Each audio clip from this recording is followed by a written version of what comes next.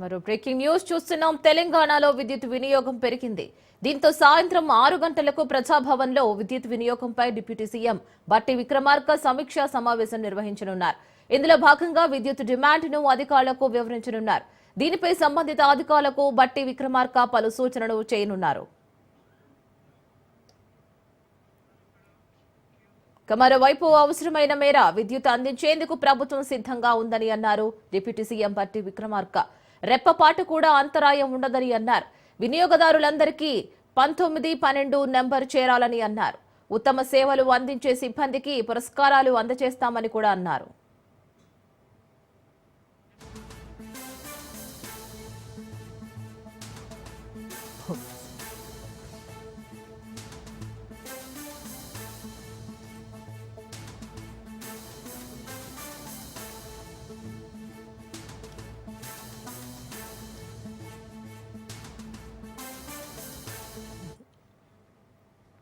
మరో breaking news చూస్తున్నాం. తెలంగాణలో విద్యుత్ వినియోగం పెరిగింది. దీంతో సాయంత్రం 6 గంటలకు ప్రజాభవన్లో విద్యుత్ వినియోగంపై డిప్యూటీ సీఎం బట్టి విక్రమార్క సమీక్షా సమావేశం నిర్వహిస్తున్నారు.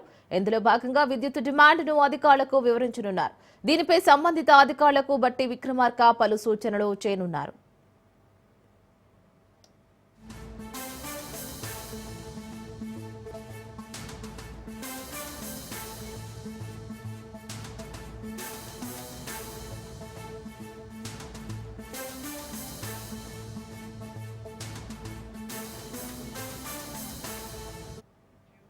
మరోవైపు అవసరమైన మేర విద్యుత్ అందించేందుకు ప్రభుత్వం సిద్ధంగా ఉందని అన్నారు డిప్యూటీ సీఎం బట్టి విక్రమార్క.